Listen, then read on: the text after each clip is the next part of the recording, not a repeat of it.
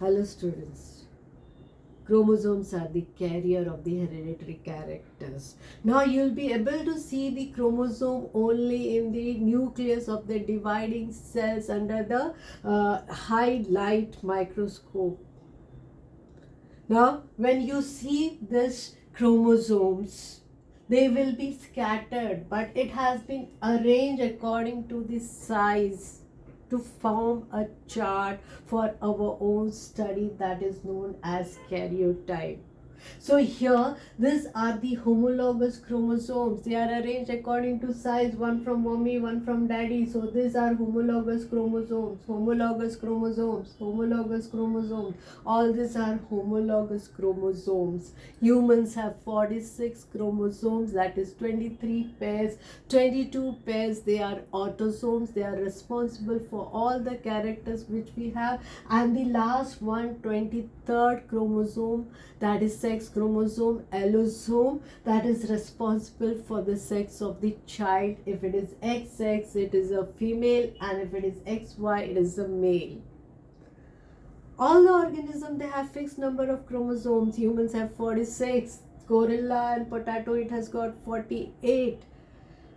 Dog and chicken, they have got 78. Now the lion, tiger, cat, they have 38. They have same number of chromosomes, but all the characters are different because the genes which are present on the chromosome, they are different.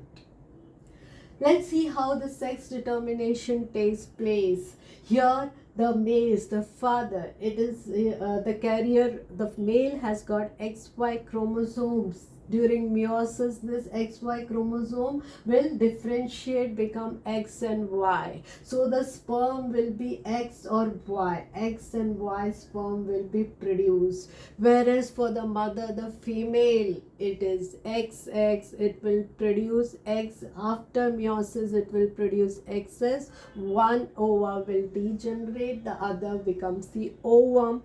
Now this has to be fertilized by this chromosome. It will be either X or Y. It is the chance. By chance, whichever sperm fertilizes the ovum. If X fertilizes the ovum, then XX zygote will be formed. A daughter is born.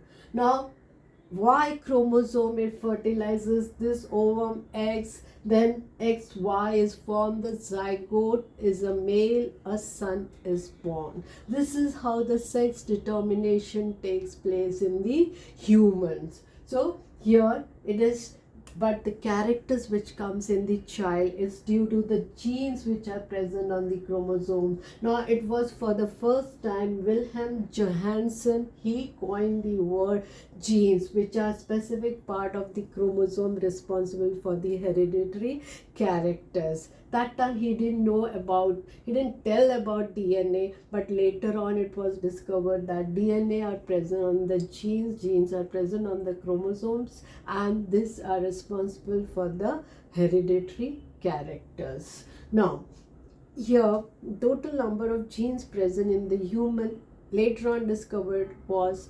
19,000. Total number of genes. Now first chromosome, it consists of maximum genes, that is 2968, and Y chromosome consists of minimum genes, that is 231.